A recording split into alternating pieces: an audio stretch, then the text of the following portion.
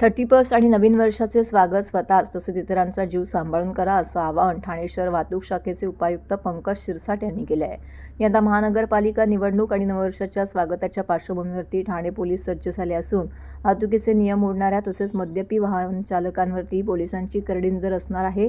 याकरिता ठाणे पोलीस आयुक्तालय 54 ठिकाणी नाकाबंदी करण्यात आली असून वाहतूक शाखेने 739 इतके मनुष्यबळ तैनात केले आहे, असं उपायुक्त पंकज शिरसाट यांनी सांगितले। 30+ आणि नववर्ष स्वागत तसेच सोबतच ठाणे पोलीस आयुक्तालय क्षेत्रातील ठाणे महानगरपालिका, कल्याण डोंबिवली महानगरपालिका, उल्हासनगर आणि भिवंडी निजामपूर महानगरपालिका यांच्या सार्वत्रिक निवडणूक होत आहेत। या पार्श्वभूमीवरती ठाणे पोलीस आयुक्त आशुतोष डोंबरे, सहपोलीस आयुक्त डॉक्टर ज्ञानेश्वर चव्हाण यांच्या निर्देशानुसार वाहतूक शाखेमध्ये 59 अधिकारी आणि 680 कर्मचारी असे एकूण 739 इतके मनुष्यबळ तैनात केले आहे।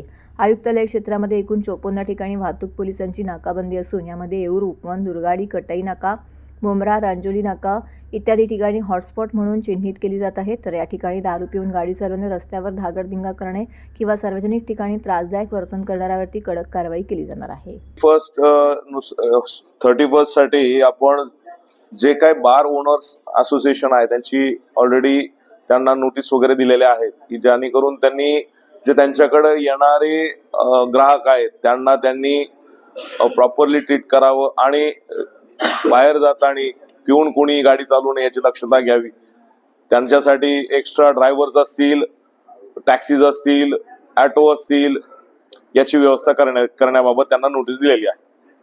नववर्षाच्या स्वागताला अनेक ठिकाणी हुल्लडबाजी होते, काही बाईक स्वार येत असतात, त्या दृष्टीने काय नाकाबंदी बरोबर किती मनुष्यबळ आपल्याकडे जवळपास 59 अधिकारी आणि 450 कर्मचाऱ्यांचा त्या दिवशी पूर्ण बंदोबस्त लागणार आहे। 51 ते 54 आपल्याकडे नाकाबंदी पॉइंट्स असतील ज्यांना ड्रंक अँड ड्राईव्हच्या केसेस वगैरे केले जातील। या वर्षी जवळपास आतापर्यंत 13,350 केसेस झालेल्या आहेत, पण एकंदरीत डिसेंबरचा ट्रेंड बघितला गेला तर डिसेंबरमध्ये 646 आतापर्यंत केसेस झालेल्या आहेत, म्हणजे कुठेतरी ट्रेंड कमी होतोय असं दिसून येतंय।